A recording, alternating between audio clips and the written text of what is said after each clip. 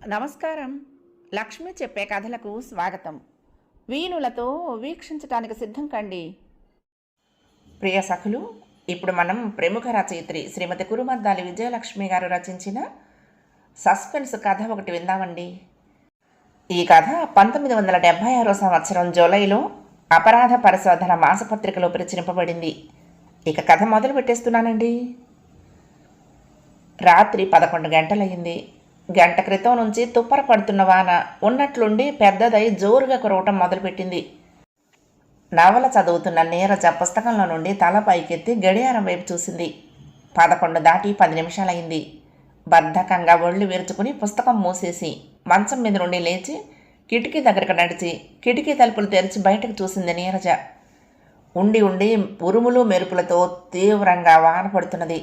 Street lights వానకి కాబోలు పోయాయి. బయటంతా చీకటిగా ఉంది. వారొచ్చి తలుపు కొట్టినా వినపడకపోవచ్చు. గేటు గడియ తీసొస్తే సరి అనుకుంటూ నీరజ గొడుగేసుకుని బయట గేటు తలుపులు గడియ తీసి ఇంట్లోకి వచ్చింది. లోపలి తలుపు గడియ వేసుకుని భర్త రాక కోసం ఎదురుచూస్తూ కూర్చుంది. నీరజ భర్త రామ్మూర్తికి రైల్వేలో పని. ఏఎస్ఎం రిలీవింగ్ తిరుగుతూ ఉంటాడు. పక్క ఊరి స్టేషన్ మాస్టరు 15 రోజులు సెలవు పెడితే అతను డ్యూటీ చేస్తున్నాడు రామ్మూర్తి 4 రోజుల నుండి. డ్యూటీ ముగించుకుని రాత్రి 8 గంటల బండికి బయలుదేరి 11 గంటలకు ఇంటికి వస్తాడు. తిరిగి ఉదయం 6 గంటలకు ఇంట్లో బయలుదేరి వెళ్తాడు డ్యూటీకి. ట్రైను లేట్ అయి ఉంటుంది. 11:15 రాలేదు. వెధవ ఉద్యోగం, వెధవ డ్యూటీలు. విసుక్కుంది నీరజ. నీరజకు భయం ఎక్కువ. భర్త వచ్చిందాకా బిక్కు బిక్కుమంటూ మేలుకొని కూర్చుంటుంది ఎంత రాత్రైనా సరే. మరొక 10 నిమిషాలు గడిచాయి. నీరజ మాటి మాటికి తలుపు వైపు చూస్తున్నది. భర్త వచ్చి తలుపు తట్టి పిలుస్తాడని. రామ్మూర్తికి రైల్వే క్వార్టర్స్ ఇచ్చారు. అందమైన క్వార్టర్స్ చుట్టూ చెట్లు పెట్టుకోవడానికి స్థలం, ప్రహరీ. చూడటానికి బాగుంటుంది ఆ లైన్ అంతా. రైల్వే క్వార్టర్స్ ఒకే టైపు కావటం వల్ల. ఇంతలో తలుపులు దబదబా చప్పుడయ్యాయి. గబుక్కున లేచి ఒక్క అంగలో వెళ్ళి తలుపు గడియ తీసింది నీరజ. ట్రైను లేట్ అయినట్లుంది, తడిశారా? నీరజ నోరు టక్కున మూసుకుంది. నీరజ తలుపు తీయగానే నీరజను తోసుకుంటూ లోపలికి వచ్చింది రామ్మూర్తి కాదు, ఎవరో ఒక అతను. నీరజ నోట్ల నుండి మాట రావటం లేదు. గజగజ వణికిపోతూ కళ్ళు అప్పగించి నుంచుంది. అతను లోపలికి వస్తూనే తలుపు గడియ బిగించి తలుపు కానుకుని నుంచున్నాడు. తాపీగా జేబులో నుంచి పిస్టల్ తీసి నీరజ వైపు చూపించాడు. నా పేరు బలరాం అన్నాడు అతను. అయోమయంగా తల ఊపింది పరిశీలనగా అతన్ని చూస్తూ. బలరాం ఎత్తుకు తగిన లావులో హుందాగా ఉన్నాడు. బ్లూ కలర్ ప్యాంటు కోటు వేసుకున్నాడు. వానలో రావటం వలన పూర్తిగా తడిసి నీళ్లు కారుతూ నుంచున్నాడు. నేను చెప్పేది జాగ్రత్తగా విని వివేకంతో ప్రవర్తించు. నన్ను పోలీసులు వెంటాడుతున్నారు. పారిపోయి ఇలా వచ్చాను. ఏ క్షణానైనా పోలీసులు రావచ్చు. రావచ్చేమిటి, వస్తారు. వాళ్ళొచ్చి వెళ్ళిందాకా దాక్కుంటాను. నేను మీ ఇంట్లో దాక్కున్నట్లు పోలీసులకు చెప్పావా? నీ ప్రాణాలే కాదు, నీ వాళ్ళందరి ప్రాణాలు తీస్తాను. నాకు మేలు చేస్తే నీకు మేలు చేస్తాను. కీడు తలపెట్టావా నీ అంత చూస్తాను. ఇప్పుడు పోలీసులకు పట్టించినా తర్వాత బయటికి రాగానే ముందు పగ తీర్చుకోవటం నీ మీద, నీ వాళ్ళ మీద. ఏం వింటున్నావా? తల ఊపింది నీరజ వింటున్నానన్నట్లు. పోలీసులు నమ్మే విధంగా చెప్పాలి. ఇటెవరు రాలేదని చెప్పాలి అన్నాడు. అలాగే. మొదటిసారి నోరు తెరిచింది నీరజ. దాక్కోటానికి చోటు చూపించు అన్నాడు. దొడ్డిదావను పారిపోవచ్చుగా. నీరజ ధైర్యం తెచ్చుకుని అంది. నిన్నెవరూ సలహాలు అడగటం లేదు, చెప్పింది చెయ్యి. ఈ పిస్టల్ ఇప్పటికి అందరి ప్రాణాలు తీసిందో నాకే లెక్కలు తెలియదు, గుర్తుంచుకో. భయం భయంగా చూసింది ఆమె పిస్టల్ వైపు. నువ్వు కాక ఇంకెవరైనా ఉన్నారా ఇంట్లో? ఊహు. బలరాం తృప్తిగా తలాడించి కిటికీలో నుంచి బయటకు చూశాడు. ఇళ్ల మీదకు పడుతున్న టార్చ్ లైట్ వెలుగు చూసి పోలీసులు తాను వెతుకుతూ వస్తున్నట్లు గ్రహించాడు. చటుక్కున కిటికీ తలుపులు వేసి బోల్టు బిగించాడు. పోలీసులు నన్ను వెతుకుతూ వచ్చేస్తున్నారు. దాక్కోవడానికి త్వరగా స్థలం చూపించు. వాళ్ళొచ్చి అడిగితే నమ్మే విధంగా అబద్ధం చెప్పు. ఏమాత్రం పొరపాటు చేసినా మీ కుటుంబం మొత్తం నా చేతిలో సఫా అవుతుంది, గుర్తుంచుకో. తొందరగా చూపు, దాక్కోవటానికి చోటు. బలరాం తొందర చేశాడు. నీరజ పాత సామాన్లు పడేసిన చిన్న గది ఉంటే అక్కడికి తీసుకువెళ్ళింది బలరాంని. గది తలుపులు తెరుస్తూనే 2 ఎలుకలు, 4 బొద్దింకలు, జైల్లో నుంచి బయటపడ్డ ఖైదీల్లా హుషారుగా బయటకొచ్చాయి.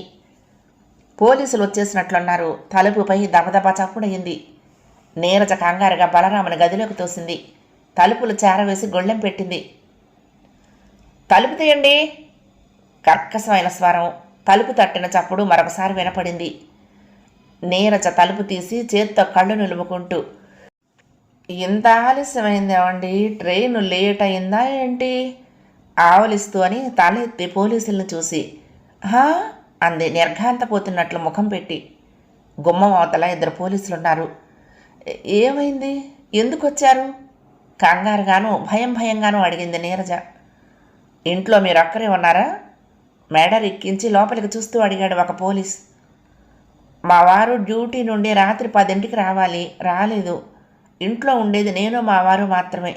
దేనికి వారేమైనా అనుమానాస్పదంగా అంది నీరజ. ఒక అతన్ని వెంటాడుతూ ఇటు వచ్చాము. ఈ లైన్లోకి పరిగెత్తుకుంటూ వచ్చాడు. అతను ఒక హంతకుడు. ఇప్పటికొక 12 మందిని చంపాడు. మనుషుల్ని చంపటం అతనికి హల్వా తిన్నంత తేలిక. ఎవరైనా పరిగెత్తుకొచ్చిన చప్పుడు మీకేమైనా వినపడిందా? లేదండి, నేను నిద్రపోతున్నాను. తలుపు చప్పుడు విని మా వారు వచ్చారనుకుని తలుపులు తీశాను అంది. ఓసారి ఇంటి చుట్టూ చూసి వెళ్తాము. ఒంటరిగా ఉన్నానంటున్నారు, జాగ్రత్తగా ఉండండి అమ్మా. Police torch light focus croton చెట్ల మీదకు వేస్తూ అన్నాడు. నాకు అసలే భయం, కిటికీలు కూడా వేసుకుని పడుకుంటాను. మా వారు వచ్చిందాకా మీరెవరైనా వాకిట్లో ఉంటారా అడిగింది. మీరు తలుపులు వేసుకొని జాగ్రత్తగా ఉండండి. ఇంట్లోనూ బయట అన్ని లైట్లు వెలిగించి ఉంచండి. మీ వారు వచ్చి పిలిస్తే వచ్చింది మీ వారా కాదా అని నిర్ధారణ చేసుకుని అప్పుడు తలుపులు తెరవండి. అతన్ని వెతికి వెంటనే పట్టుకోకపోతే మా ఉద్యోగాలు ఓడవచ్చు. మరికొన్ని హత్యలు జరగవచ్చు, జాగ్రత్తగా ఉండండి. మరొక మాటకు ఆస్కారం ఇవ్వకుండా ఆ 2 పోలీసులు ఇంటి చుట్టూ వెతకడానికి వెళ్ళిపోయారు. నీరజ తలుపులు బిగించింది. కాసేపు అక్కడే నుంచుండిపోయింది. తను భద్రంగా దాచింది ఓ హంతకుడినా? తెలిసి నేరం చేయటం ఘోరమైన నేరం. పోలీసులను పిలిస్తే వెంటనే పట్టుకెళ్తారు. నేరస్తుడిని పట్టించిన ఘనత దక్కుతుంది.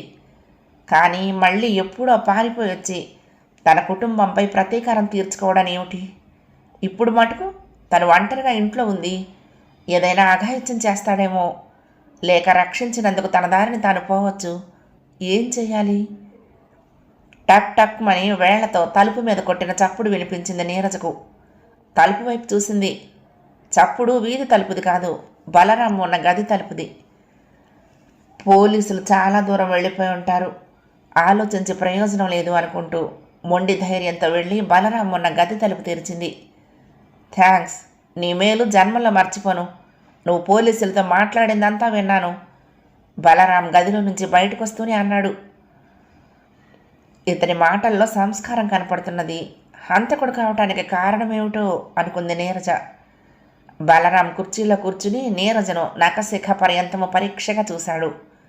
నీరజకు 38 ఏళ్లుంటాయి. పచ్చని పసిమి వర్ణం, నల్లని ఒత్తైన తలకట్టు, శరీరం గుండ్రంగా నున్నగా 30 ఏళ్ల దానిలా ఉంది. చూడగానే అందగత్యాన్ని తెలిసిపోతుంది. నీరజకు 18వ ఏట ఆడపిల్ల, 20 నిండగానే మగపిల్లవాడు పుట్టారు. నీరజ కూతురు సరోజ పెళ్ళై అత్తవారింటికి వెళ్ళింది. కొడుకు శ్రీధర్ బీకాం చదువుతున్నాడు, పట్నం హాస్టల్లో ఉండి. ఆమె 2 పిల్లల తల్లి అంటే ఎవరూ నమ్మరు. బలరాం తనను పరీక్షగా చూడటం చూసి బిడియంగా ముఖం దించుకుంది నీరజ. పోలీసులు వెళ్ళిపోయారు, ఇక మీరు వెళ్ళవచ్చు నిదానంగా అంది. పక్కున నవ్వాడతను. నీరజ శరీరం చిగురుటాకులా కంపించింది. నేను ఈ రాత్రికుంటే నీకేమన్నా కష్టమా? కోటు విప్పుతూ అడిగాడు బలరాం. మా వారు వచ్చే వేళయింది. ఉత్త అనుమానం మనిషి, మీరుండటానికి ఒప్పుకోరు. మీ వారు ఇంట్లో ఉన్నంతసేపు రహస్యంగా దాచు. ఇందాకటి గది ఉంది, ఇక్కడ పైన ఆటకున్నట్లుంది. నీ జాగ్రత్తలో నువ్వు, నా జాగ్రత్తలో నేను ఉందాం అన్నాడు. ఆహా, అలా కుదరదు అనబోయింది నీరజ. కోటు విప్పగానే బలరాం జబ్బ మీద గాయం కనపడి కంగారుగా, అదేమిటి చెయ్యంతా రక్తం కారి గడ్డకట్టింది అంది. ఒక చోట కాదు, 2 చోట్ల తుపాకీ గుళ్ళు తగిలాయి ప్యాంటు విప్పుతూ చెప్పాడు బలరాం నవ్వుతూ. అతనిప్పుడు డ్రాయరు కడ్బనీనుతో ఉన్నాడు. కాలి పిక్కకు చేతి జబ్బకు 2 చోట్ల గుండు తగిలిన గాయం ఉంది. కాలి మీదైతే ఇంకా రక్తం కారుతూనే ఉంది. నవ్వుతున్న బలరాంను చూస్తూ అవాక్కై నుంచుండిపోయింది నీరజ. అతని శరీరం బలిష్టంగా కండలు తిరుగుంది. శరీరం అంతా దట్టంగా వెంట్రుకలున్నాయి. ఛాతీకి కాళ్ళకి చేతులకి దట్టంగా వెంట్రుకలు ఉండటం వలన నల్లని నలుపు అనిపిస్తున్నాడు. వయసు 30 దాటి ఉండదు. ముఖం పాలు కారుతూ అమాయకంగా కనిపిస్తున్నాడు. నవ్వుతూ నిర్మలంగా ఉండే ఇతను 12 మందిని హత్య చేసిన హంతకుడా అనుకుంది. మీరు వెళ్ళిపోండి, మా వారు ఏ నిమిషాన్నైనా రావచ్చు అంది. 4 సార్లు మాట్లాడటం, ఎటు గాలి విస్తే అటు పోవటం నా మతం కాదు. బయటికి వెళ్తే పోలీసులకు చిక్కటం ఖాయం. వలపన్ని అన్ని మార్గాల్లో నా కోసం కాపలా కాస్తున్నారు. గుండు దెబ్బ తగిలిన గాయం. తగిలిన రోజు కన్నా మర్నాటికి నొప్పి ఎక్కువ చేసి జ్వరం వస్తుంది. అనుభవం నాకు. ఓ 4 రోజులు ఇక్కడే ఉండి వెళ్తాను. ఉండమంటావా వెళ్ళమంటావా తొందరగా చెప్పేయి అన్నాడు. వెళ్ళిపోండి తెగించి అంది నీరజ. ఆల్ రైట్ వెళ్తాను. మీ వారు వస్తారన్నావు కదూ. తలుపు తీస్తూనే నీ కళ్ళ ముందే మీ వారిని షూట్ చేసి ఆ పైన నిన్ను షూట్ చేసి మరీ వెళ్తాను. బలరాం పిస్టల్ చేతిలోకి తీసుకొని అన్నాడు. నీరజ కాళ్లల్లో నుంచి వణుకు బయలుదేరింది. మా వారు రాత్రిళ్ళొచ్చి ఉదయం 5:30 ట్రైన్కి వెళ్తూ ఉంటారు. రాత్రంతా గదిలో దాక్కోండి. 2-3 రోజులు కాపాడతాను. మాకేమీ కీడు చేయకుండా ఉండండి. గత్యంతరం లేక అంది నీరజ. పిల్లలున్నారా? ఉన్నట్టుండి అడిగాడు బలరాం. ఎందుకు అడిగాడో అర్థం కాలేదు నీరజకు. నేను మీ ఇంట్లో ఉన్నన్నాళ్ళు నా గురించి రెండో ప్రాణికి తెలియనివ్వనని మీ పిల్లల మీద ప్రమాణం చెయ్యి అన్నాడు. అయిష్టంగానే ప్రమాణం చేసింది నీరజ. పగలు కావాలంటే ఆ గదిలో దాక్కుంటాను. గదిలో నుంచోటానికి తప్ప కూర్చోవటానికి చోటు లేదు. అటక మీద పడుకుంటాను. ఇంటి యజమానిలా హుందాగా అన్నాడు. ఇంట్లో మందేమైనా ఉంటే ఇవ్వు. ప్రస్తుతానికి గాయానికి రాసి రేపేం చేయాలో ఆలోచిస్తాను. దూది గుడ్డ కూడా కావాలి. తాగటానికి పాలు కానీ మజ్జిగ కానీ ఇవ్వు. బలరాం ఆజ్ఞాపిస్తున్నట్లే అన్నాడు. కిక్కురు మనకుండా నీరజ పెన్సిల్ ఆయింట్మెంటు, దూది, తెల్ల చీరలో గుడ్డ ఇచ్చి ఆ తర్వాత పాలు వెచ్చబెట్టి ఇచ్చింది బలరాంకి. బలరాం ఇంట్లో మనిషిలాగా తాపీగా గాయానికి కట్టుకట్టుకుని పాలు తాగి అక్కడే ఉన్న స్టాండ్ మీద లుంగి కట్టుకున్నాడు. నరాలన్నీ చచ్చుబడ్డట్లయ్యాయి నీరజకు. అపకారం ఏమీ చెయ్యవు కదూ అంది హీనస్వరంతో. పాముకు పాలు పొయ్యకు, అది కాటేసి తీరుతుంది. మనిషికి పాలు ఇవ్వు, మర్చిపోడు మేలన్నటికీ గంభీరంగా అన్నాడు బలరాం. తల్లి పాలు తాగి ఆ తల్లి రొమ్ము గుద్దె తానయులున్నారు మనసులో అనుకుంది నీరజ. Good night. నేను పైకెక్కి పడుకుంటాను. నువ్వు పిలిచినప్పుడు తిరిగి కిందకు వస్తాను. 2 రోజుల నుండి నిద్ర లేదు ఆవులిస్తూ అన్నాడు బలరాం. భగవంతుడా, నన్ను రక్షించాల్సింది నువ్వే అనుకుంది నీరజ. బలరాం బనీన్ కూడా విప్పి ప్యాంటు, బనీను, కోటు ఉండ చుట్టి చంకన పెట్టుకుని అటకెక్కాడు. బలరాం వీపు మీద అరచేయంత కంటి చూసింది నీరజ. బలరాం అటకెక్కేటప్పుడు బిక్కు బిక్కుమంటూ భర్త రాక కోసం ఎదురు చూస్తూ కూర్చుంది. నీరజా, నీరజా తలుపు తడుతూ తన పేరు పిలుస్తున్నది భర్త రామ్మూర్తి అని గ్రహించింది. బయట నుండి మరొకసారి నీరజ పేరు పెట్టి రామ్మూర్తి తలుపు గట్టిగా తట్టాడు. నీరజ తలుపు తెరిచింది. పూర్తిగా వానకు తడిసిన రామ్మూర్తి నీళ్లు కారుతూ ఇంట్లోకి వచ్చాడు. మౌనంగా టవలు లొంగి అందించింది నీరజ. ఇంజన్ పాడై ట్రైన్ 1:30 లేటు. ఇక్కడికి వస్తూనే దరిద్రగొట్టు వాన, వెధవ డ్యూటీ. తెల్లారుతూనే మళ్ళీ వెళ్ళాలి. టవల్తో తల తుడుచుకుంటూ చెప్తున్నాడు రామ్మూర్తి. అన్నిటికీ ఊ కొడుతున్నది అన్యమనస్కంగా. ఇప్పుడు భోజనం చేయను, మధ్యలో టిఫిన్ తిన్నాను. పాలు కానీ మజ్జిగ కానీ ఓ గ్లాసు ఇవ్వు చాలు అన్నాడు. పాలు లేవు అని నోరు జారినందుకు నాలుగు కురుక్కుంది. ఏమయ్యాయి? ఈ పూట పాల మనిషి రాలేదా? ఇంత రాత్రి దాకా పాలుంటాయా? తోడేశాను, మజ్జిగ తెస్తాను అంది. సరే ఏదో ఒకటి తీసుకురా మంచం మీద కూర్చుంటూ అన్నాడు. నీరజ మజ్జిగ తెచ్చిస్తే తాగాడు. పక్క మంచం మీద పడుకోబోతున్న నీరజను చూసి దగ్గరకు పిలిచాడు రామ్మూర్తి. అబ్బా, నాకు తలనొప్పిగా ఉంది, మీరు పడుకోండి దుప్పటి నిండా ముసుగు పెడుతూ అంది నీరజ. రామ్మూర్తి ఏమీ అనకుండా లైట్ ఆర్పి నిద్రపోయాడు. తిరిగి ఉదయం 6 గంటలకి రామ్మూర్తి డ్యూటీకి వెళ్ళిపోయాడు. మళ్ళీ రాత్రి 11 గంటలకే రావటం. రామ్మూర్తి అటు వెళ్ళంగానే బలరాం అటక దిగి వచ్చాడు. కాలు బాగా నొప్పి చేసింది, కుంటుతున్నాడు. చెయ్యి కదిలించలేకుండా ఉన్నాడు. రాత్రంతా జ్వరం తగిలింది, మూలుగుతున్నాడు. నీరజ గ్లాసు నిండా వేడి కాఫీ ఇచ్చింది.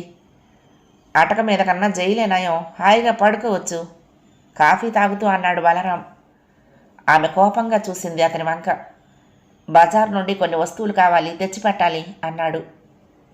ఇలా నా ప్రాణం తీసే బదులు ఒక్కసారిగా చంపొచ్చుగా కోపంగా అంది నీరజ. ఉపకారికి అపకారం చేయటం నాకు అలవాట్లేదు.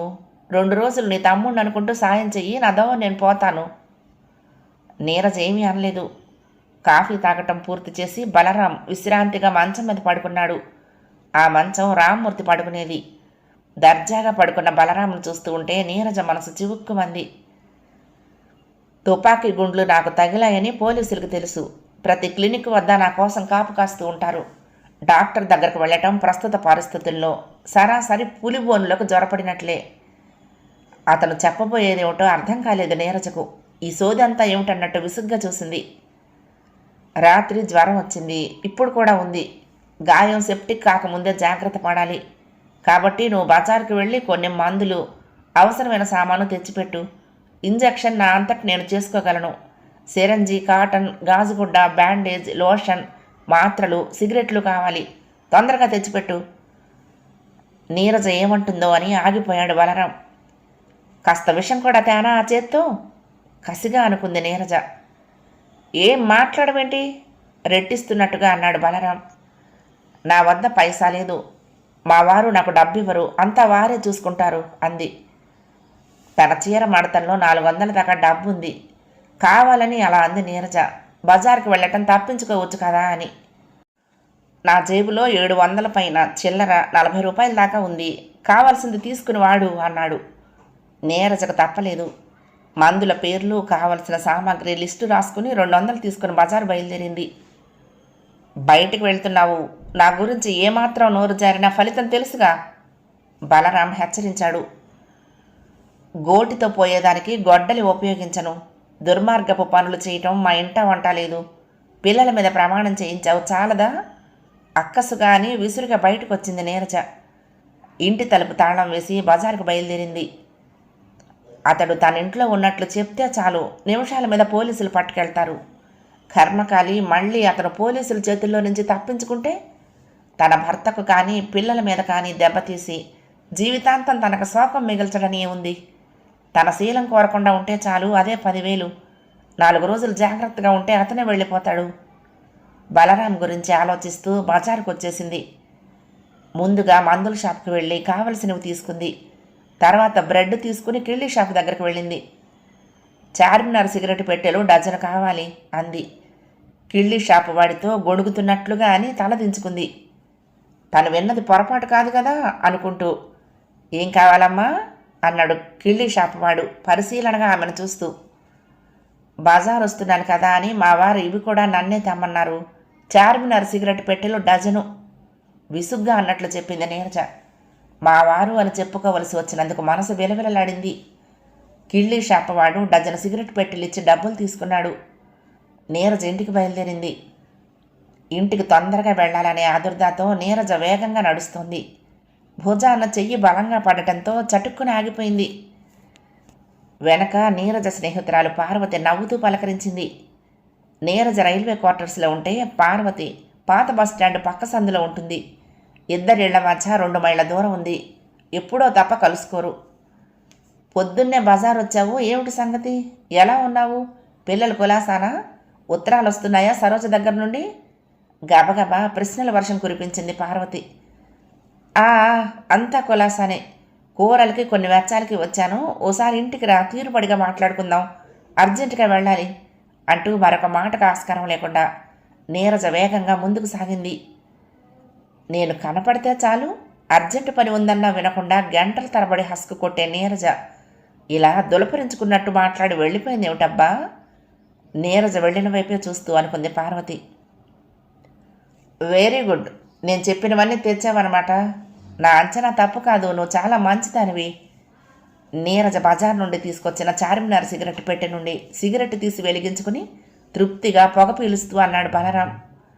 ఇంట్లోకి రాగానే నీరజ తలుపులు కిటికీలు లోపల గడియలు బిగించి మాట్లాడకుండా వంటగదిలోకి వెళ్ళింది. ఇంట్లో థర్మామీటర్ ఉందా అడిగాడు. లేదంటే మళ్ళీ బజార్కి వెళ్ళి తెమ్మంటాడేమోనని థర్మామీటర్ తెచ్చిచ్చింది. అతను థర్మామీటర్ విదిలించి నోట్లో పెట్టుకున్నాడు. నీరజ అక్కడే నిలబడింది. 103, 2 పాయింట్లుంది జ్వరం. దెబ్బ తగిలిన సలుపుకొచ్చుంటుంది అన్నాడు. గాయం క్లీన్ చేసి మందు వేసి డ్రెస్ చేస్తాను. వేడి నీళ్లు కాచి తెచ్చిపెట్టు. బలరాం మరొక సిగరెట్ ముట్టించి అన్నాడు. నీరజ మాట్లాడకుండా వేడి నీళ్లు కాచి అవి మందులు తెచ్చిచ్చింది. అతన్ని చూస్తూ అక్కడే నిలబడింది. అతను రాత్రి గాయాలకు చుట్టిన గుడ్డలు విప్పి పక్కన పెట్టాడు. వేడి నీళ్లలో లోషన్ వేసి ఆ నీటిలో దూదిని ముంచి గాయాన్ని శుభ్రం చేశాడు. మందు రాసుకున్నాడు. అనుభవం ఉన్న డాక్టర్లా చకచక డ్రెస్సింగ్ చేశాడు. ఆ తర్వాత మాత్రలు వేసుకుని స్వయంగా ఇంజెక్షన్ చేసుకున్నాడు. కాలికి చేతికి తుపాకీ గుండు రాచుకుంటూ దూసుకుపోయాయి. గుండు లోపల ఉన్నట్లయితే చాలా శ్రమ పడాల్సి వచ్చేది. నవ్వుతూ అన్నాడు. గుండు లోపలుంటే ఏమవుతుంది అంది. ప్రాణాపాయం జరుగుతుంది తేలిగ్గా చెప్పాడు. అప్పుడు డాక్టర్ దగ్గరికి వెళ్ళక తప్పదుగా అంది. శరీరంలో కొన్ని ప్రదేశాల్లో గుండు ఉంటే ఎవరికి వారే తీసుకోవచ్చు. ధైర్యం, బాధ ఊర్చుకోవటం, చాకచక్యం 3 ఉంటే సరి. ఓసారి కాల్లో తుపాకీ గుండు ఇరుక్కుంది. రక్తం కారకుండా గట్టిగా టవల్ చుట్టి పారిపోయాను. నేను దాక్కున్నది అడవి ప్రదేశం. రెండో మనిషి లేడు. గుండు కాలులో ఉంటే ప్రాణం తీస్తుంది. నా వద్ద చిన్న చాకు తప్ప మరే విధమైన ఆయుధం లేదు. ఆ చిన్న చాకతోనే గాయాన్ని పెద్దది చేసి కాల్లో నుంచి గుండు బయటకు తీశాను. రక్తం బడబడ కారిపోతున్నది. మందు లేదు, కాటం లేదు, గొడ్డ మొక్క కూడా లేదు. పక్కనే ఉన్న చెట్టు ఆకులు చేత్తో నులిపి గాయం మీద వేసి చొక్కా చింపి గట్టిగా కట్టాను. ఆ ఆకులేమిటో కూడా తెలియదు. ఆకులు దహించుకుపోతున్నది. గాయం సలుపు, చలి. ఒంటి మీద బట్టలు రక్తంతో తడిసి ముద్దవటం వలన విప్పి పారేశాను. దాహంతో నాలుక పిడచకట్టుకుపోతున్నది. ఇదిలా ఉంటే అడవిలో ఆగండి, ఎవరో గేటు తీస్తున్న చప్పుడవుతున్నది. బలరాం చెప్తున్నది శ్రద్ధగా వింటున్న నీరజ చెవులకు గేటు కిర్రుమన్న శబ్దం వినపడింది. కిటికీ తలుపులు కొద్దిగా తెరిచి బయటకు చూసింది.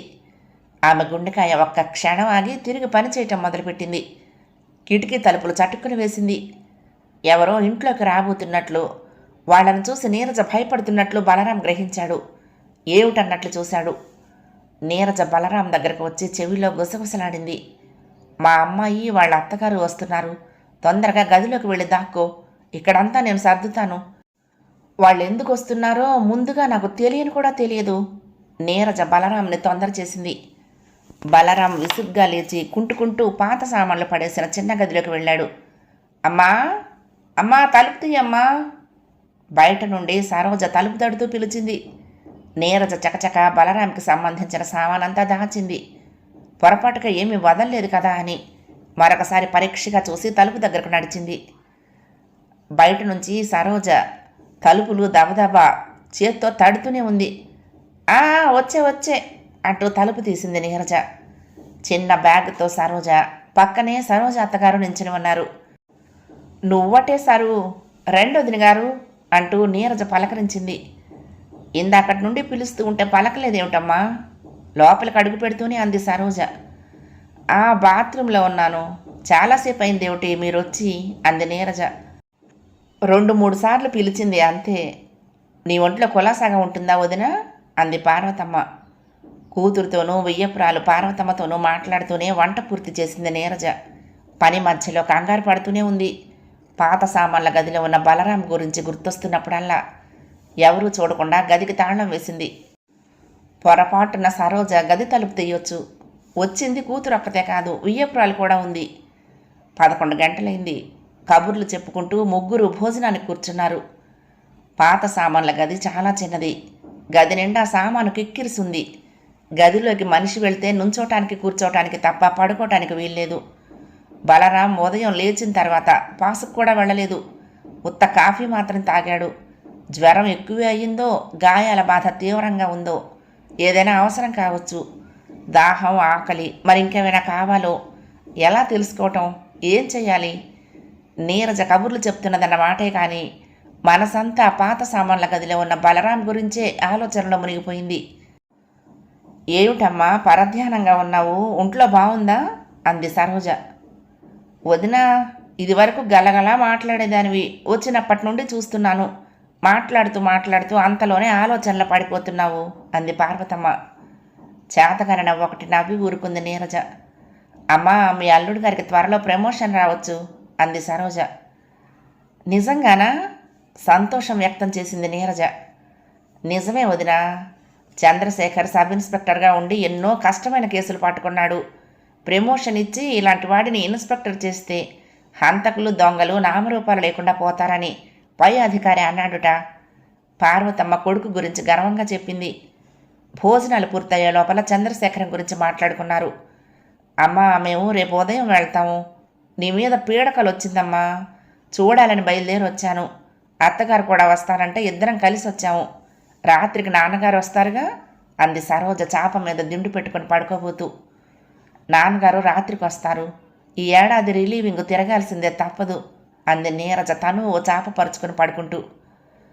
అదేమిటే ఇవాళ వచ్చావు రేపే వెళ్తావా, 2 రోజులన్నా ఉండకుండా అని తల్లి అనకపోవటం విచిత్రంగా అనిపించింది సరోజకు. భోంచేయగానే ఓ గంట నిద్రపోవటం పార్వతమ్మకు అలవాటు. మంచం మీద పడుకుంటూనే నిద్రపోయింది చిన్నగా గురక పెడుతూ. తల్లి నిద్రపోకుండా అటు ఇటు దొరలటం గమనిస్తూనే వారపత్రిక తిరగేస్తున్నది సరోజ. అరగంట తర్వాత సరోజ పత్రిక మడిచి పక్కన పెట్టి నిద్రపోయింది. కూతురు నిద్రపోయిందని నిర్ధారణ చేసుకుని నీరజ చాప మీద నుండి లేచింది. స్టవ్ అంటించి గబగబా 2 రొట్టెలు కాల్చి పాలు వెచ్చబెట్టి పంచదార కలిపి తర్వాత బలరాం ఉన్న గది తలుపుల తాళం తెరిచింది. రొట్టె తిని పాలు తాగుదు గాని రెడీ చేశాను, ఇంకేమైనా కావాలా తొందరగా చెప్పు అటు ఇటు దొంగచూపులు చూస్తూ చిన్నగా అడిగింది నీరజ. ముందు లెట్రిన్కి వెళ్ళాలి. మీ వాళ్ళు ఏం చేస్తున్నారు? బలరాం స్వరం వణుకుతున్నది. సంవత్సరాల తరబడి జైల్లో మగ్గుతున్న ఖైదీలాగా ఉన్నాడు. తొందరగా వెళ్ళొచ్చేయి, మా వాళ్ళు నిద్రపోతున్నారు. నీరజ కంగారుగా బెడ్రూమ్ వైపు చూస్తూ అంది. బలరాం తూలుతూ లెట్రిన్ వైపు వెళ్ళాడు. ఎందుకైనా మంచిదని బెడ్రూమ్ తలుపులు లాగి బయట గొళ్ళెం వేసింది నీరజ. బలరాం 10 నిమిషాల్లో పని ముగించుకుని లోపలికొచ్చాడు. ఆ 10 నిమిషాలు నీరజ ప్రాణానికి 10 యుగాలుగా ఉంది. టైం ఎంతయింది? వాచికి కీ ఇవ్వబోతూ అడిగాడు. 12 బావు. బాప్రే, 4 గంటలు నరకల్లో గడిపానన్నమాట అన్నాడు. రొట్టె పాలు తీసుకురానా అడిగింది. ఓహో, జ్వరం చాలా ఎక్కువగా ఉంది, పాలు చాలు అన్నాడు. నీరజ పాలు తెచ్చిస్తే తాగాడు. మీ వాళ్ళు ఎన్నాళ్ళుంటారు అడిగాడు. రేపు ఉదయం వెళ్ళిపోతారు. ఈ ఒక్కరోజుకి ఎలాగోలా గడిపోయి అంది. ఈ గదిలోనా? ఇక్కడ ఇంకో 4 గంటలుంటే బలరాం శవం మిగులుతుంది అన్నాడు. నీరజ ముఖం చిట్లించుకుని తీవ్రంగా అతని వైపు చూసింది. నాకు తెలుసు నీ బాధ. ఎవరూ చూడకుండా అటకెక్కని, సురక్షితంగా అక్కడే ఉంటాను.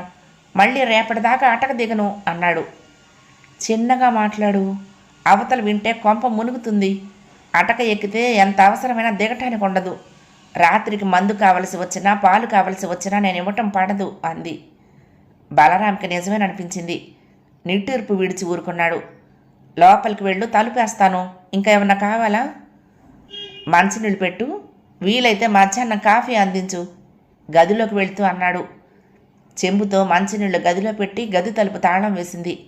వంటింట్లోకి వెళ్ళి కాల్చిన బ్రెడ్ ముక్కలు దాచి బెడ్రూమ్కి పెట్టిన గొళ్ళెం తీసి లోపలికి వచ్చింది నీరజ. సరోజ వీక్లీ చదువుతూ కనిపించింది. నిద్ర లేచావా? ఎంతసేపు అయింది? బిత్తరపోతూ అడిగింది నీరజ. 10 నిమిషాలైంది. నువ్వు అప్పుడే లేచావేమిటమ్మా? తల్లి వైపు పరిశీలనగా చూస్తూ అంది. నిద్ర పట్టలేదు, అందుకే బయటికి వెళ్ళాను చాప మీద పడుకుంటూ చెప్పింది నీరజ. బయట ఎవరో మాటలు గుసగుసగా వినిపించాయి. లేచి వద్దామనుకున్నాను. మన ఇంటికి ఎవరైనా వచ్చారేమో చూద్దామని. బద్దకించి లేవలేదమ్మా. అబ్బే, మన ఇంటికి ఎవరూ రాలేదు, కలగన్నావేమో. లేక బయట ఎవరైనా మాట్లాడుకుంటే వినిపించుంటుంది. నీరజ అటు తిరిగి పడుకుంటూ అంది. సరోజ నమ్మలేదు. తల్లి ఏదో దాస్తుందని గ్రహించింది. అదేమిటని అడగలేదు. నమ్మినట్లుగా ఊ అని ఊరుకుంది. మరొక 10 నిమిషాల్లో పార్వతమ్మ లేచింది. నీరజ లేచి కాఫీ టిఫిన్ చేయటానికి వంటింట్లోకి వెళ్ళింది. సరోజకు ఏదో అనుమానం వచ్చిందని నీరజ, తల్లి తన దగ్గర ఏదో దాస్తుందనే అనుమానంతో సరోజ సరిగ్గా మాట్లాడలేకపోతున్నారు ఒకరితో ఒకరు. ఏ అనుమానము లేని పార్వతమ్మ గలగల మాట్లాడుతూనే ఉంది. సాయంత్రం 4 అయింది. బలరాంకి కాఫీ ఇవ్వటం కుదరలేదు నీరజకు. ఎప్పుడు రాత్రి 11 గంటలకు వచ్చే రామ్మూర్తి 4:30 ట్రైన్కి వచ్చాడు. అమ్మాయి వచ్చినట్టు దివ్యదృష్టితో చూసారా ఏమిటి, తొందరగా వచ్చారు అంది నీరజ బలరాం కోసం ఉంచిన కాఫీ భర్తకిస్తూ. బండారుపల్లిలో ఎస్ఎమ్ము ఏఎస్ఎమ్ము ఒకేసారి సిక్కు చేశారు, అక్కడికి వేశారు. రాత్రి 8 గంటల ట్రైన్కి వెళ్ళాలి, వారం దాకా రాను. రామ్మూర్తి ఖాళీ చేసిన కాఫీ కప్పు కింద పెడుతూ అన్నాడు. బండారుపల్లి మా ఊరి పక్క స్టేషనే కదా, భోజనానికి వచ్చిపోతూ ఉండొచ్చు అన్నగారు అంది పార్వతమ్మ. అవును నాన్నగారు, రోజు భోంచేసి డ్యూటీకి వెళ్తూ ఉండొచ్చు అంది వెంటనే సరోజ.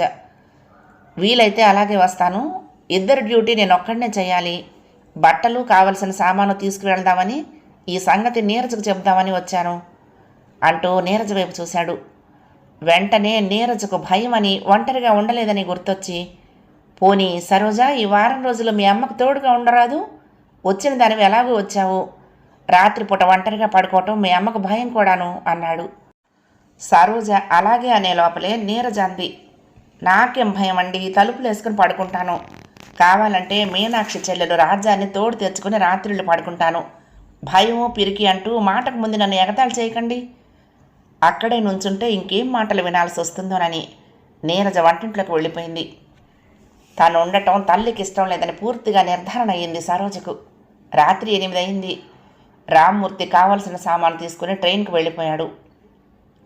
భోజనాలు కానిచ్చుకొని పార్వతమ్మ, నీరజ, సరోజ రాత్రి 10 గంటల దాకా లోకాభిరామాయణం మాట్లాడుకుని పడుకున్నారు. పడుకుంటూనే పార్వతమ్మ గుర్రు పెట్టడం మొదలుపెట్టింది.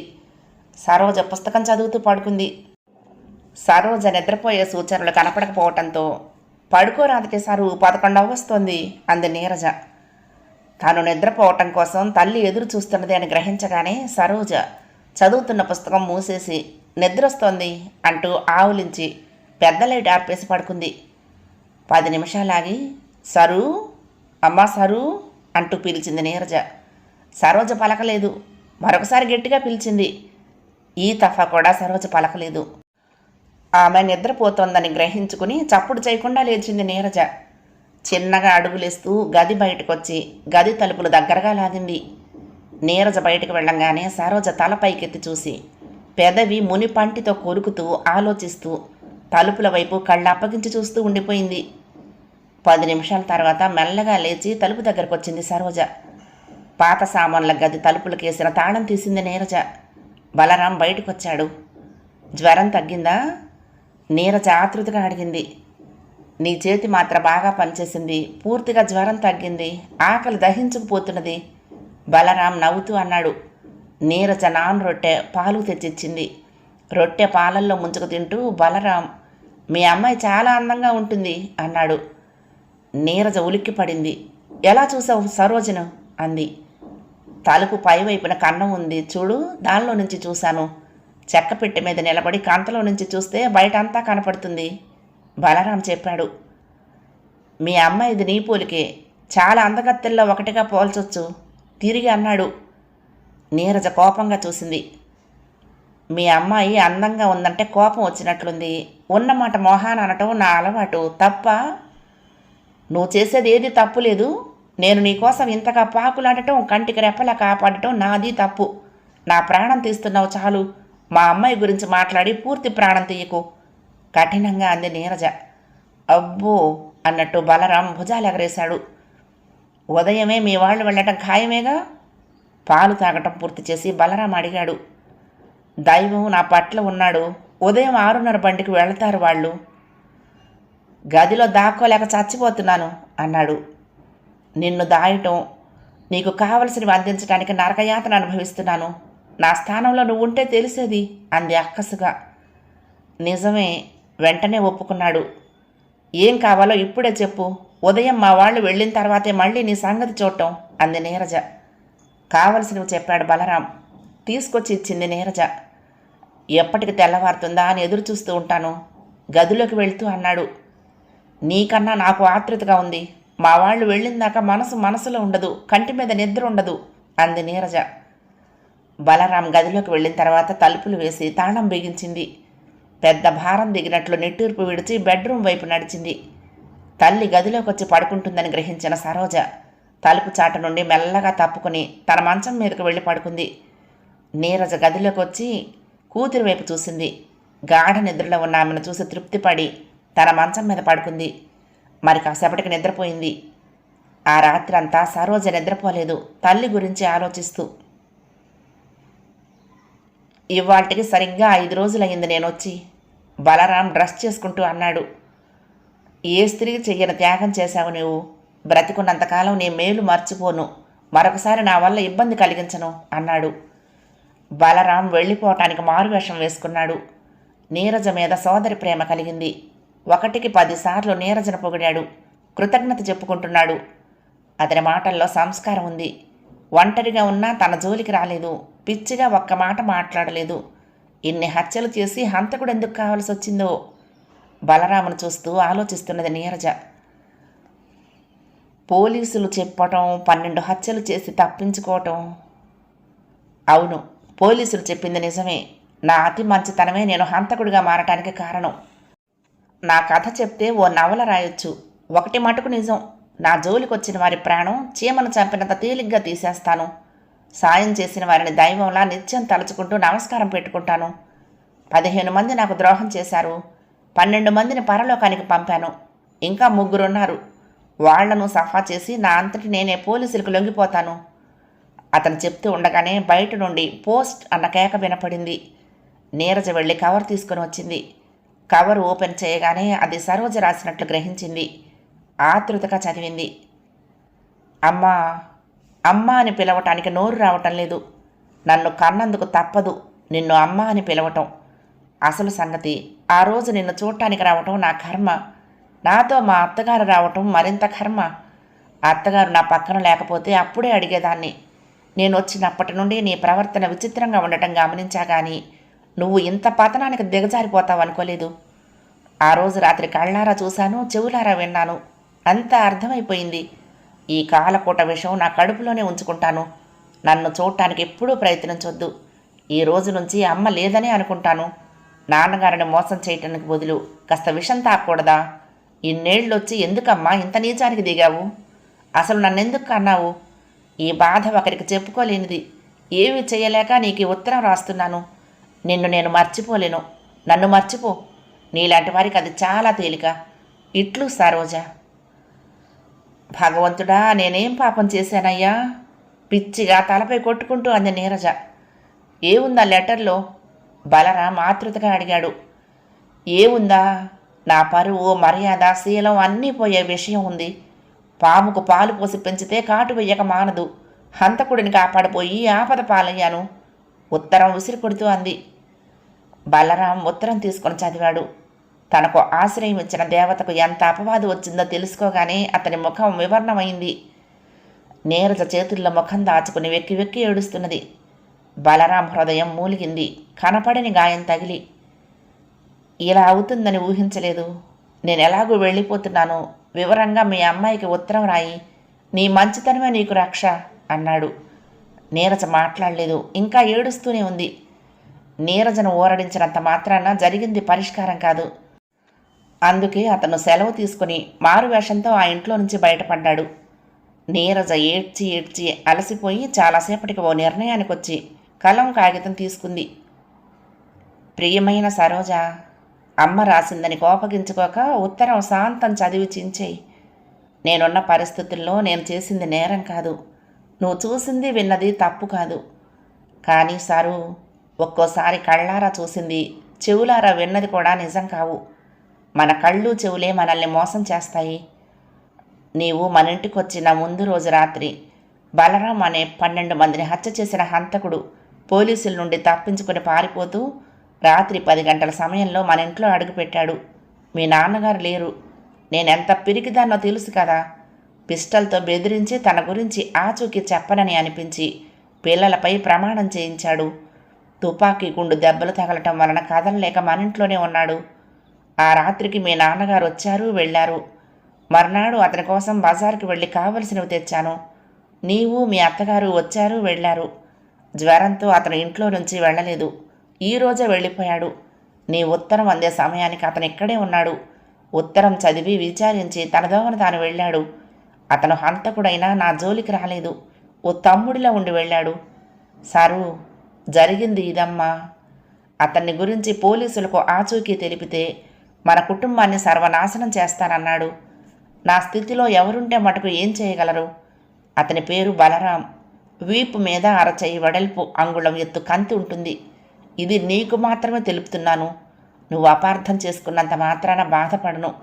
ఈ ఉత్తరం చదివి నా మీద నమ్మకం ఉంటే అమ్మా, పొరపాటు పడ్డాను నీ విషయంలో అని 2 ముక్కల లెటర్ రాయి. లెటర్ చంద్రశేఖరానికి చూపించకు. నీ వద్ద నుంచి లెటర్ రాకపోతే అమ్మ ఎప్పటికీ నీకు కనిపించదు. నా శవం చూద్దు గాని. నాపై నమ్మకం లేకపోతే శవాన్ని చూడటానికి కూడా రావద్దు. ఇట్లు అమ్మ. నీరజ తను రాసింది 1కి 2 సార్లు చదివి తృప్తిపడి కవర్లో పెట్టి అప్పటికప్పుడు పోస్ట్ చేసింది. జరిగింది పిచ్చిదానిలా మరణం చేసుకుంటూ కూర్చుండిపోయింది. సరోజకు ఉత్తరం రాసి ఇవాళకి 4 రోజులు అనుకుంది నీరజ. ఉత్తరం అందిన రోజే రిప్లై రాయటానికి వీలై ఉండకపోవచ్చు. నిన్న రాస్తే ఈరోజు అందాలి. ఈరోజు తప్పకుండా వస్తుంది ఉత్తరం. పోస్టు వచ్చే వేళయింది కూడాను. వీధి గుమ్మల్లో నుంచుని పోస్టు బంట్రోతు కోసం చూస్తూ ఉంటే రిక్షాలో నుంచి రామ్మూర్తి దిగాడు. రామ్మూర్తి ముఖం దిగాలుగా ఉంది. నీరజ కుడికన్ను అదిరింది. నీరజ, తొందరగా బయలుదేరు, సరోజ దగ్గరికి వెళ్ళాలి అన్నాడు రామ్మూర్తి జీరబోయిన స్వరంతో. సరోజకి ఏమైందండి? కీడు శంకిస్తూ అడిగింది. సరోజకి ఏం కాలేదు, ముందు తలుపు తాళం వెయ్యి, అర్జెంటుగా వెళ్ళాలి తొందర చేశాడు. నీరజ కట్టుగుడ్డలతో తలుపుకు తాళం వేసి రామ్మూర్తి వెంట బయలుదేరింది. నీరజ, రామ్మూర్తి అటు వెళ్ళంగానే పోస్టు బంట్రొత్తు కవరు నీరజ పేర వచ్చింది. కిటికీలో నుంచి లోపలికి గిరవాటేసి వెళ్ళిపోయాడు. చెప్పండి, ఏం జరిగిందో? అదెంత ఘోరమైన విషయమైనా సరే. కళ్ళ నీళ్లు కారుస్తూ ఉంటే నీరజను చూడలేక నిజం చెప్పాడు రామ్మూర్తి. బలరాం అనే హంతకుడి కోసం పోలీసులు తీవ్రంగా గాలిస్తున్నారు. అతను నిమిషానికో వేషంలో పోలీసుల కళ్ళు కప్పి తిరుగుతున్నాడు. అతను ఎలా ఉంటాడో సరిగ్గా ఎవరికీ తెలియదు. హంతకుడి వీపు మీద కంతి ఉందిట. అదొక్కటే బాగా తెలిసిన గుర్తు. రాత్రి చంద్రశేఖరం మారువేషంతో ఉన్న బలరామును గుర్తించి వెంటపడ్డాడు. బలరాం చంద్రశేఖరాన్ని తప్పించుకోవటానికి పిస్టల్తో కాళ్లపై కాల్చి పారిపోయాడు. మన చంద్రశేఖరానికి బలమైన గాయాలు తగిలాయి. రామ్మూర్తి మెల్లిగా చెప్పాడు. చంద్రశేఖరానికి అపాయం లేదు కదా? చెప్పండి, నిజం చెప్పండి ఆవేశంగా అరుస్తున్నట్లే అడిగింది నీరజ. లేదు నీరజ, చంద్రశేఖరానికి ప్రమాదం ఏమీ లేదని డాక్టర్లు చెప్పారు. కాలు మీద బలమైన గాయం అయింది. అదే అందరికీ ఆశ్చర్యంగా ఉంది. ఆ బలరాం పచ్చి నెత్తురు తాగే కషాయవాడు. తనకు అపకారం తలపెట్టిన వారిని ఎవ్వరిని ప్రాణాలతో ఉంచడు. అటువంటిది చంద్రశేఖరం అనేక రౌండ్లు కాల్చి అతడిని గాయపరిచినా అతడు మాత్రం చంద్రశేఖరానికి ప్రాణహాని తలపెట్టకుండా కాళ్లపై కాల్చి గాయాలతో పారిపోయాడు. ఏమైనా మన అమ్మాయి అదృష్టవంతురాలు చెప్పాడు రామ్మూర్తి. నీరజ గుండెలు కుదుటపడ్డాయి. బలరాం చంద్రశేఖరం ప్రాణాలు తీయకపోవటానికి కారణం తనకు తెలుసు. అతడు హంతకుడే అయినా అతడిలోని నిజాయితీకి సంస్కారానికి మనసులోనే ధన్యవాదాలు అర్పించింది నీరజ. కథ సమాప్తం. ప్రియ సఖులు, ఈ కథ మీకు నచ్చితే తప్పకుండా లైక్ చేయండి, షేర్ చేయండి, కామెంట్ చేయండి, సబ్స్క్రైబ్ చేసుకుని నన్ను ఎంకరేజ్ చేయండి. ఉంటానండి. ప్రేమతో లక్ష్మి, కృష్ణాతీరం దుర్గమ్మ సన్నిధానం. నమస్తే.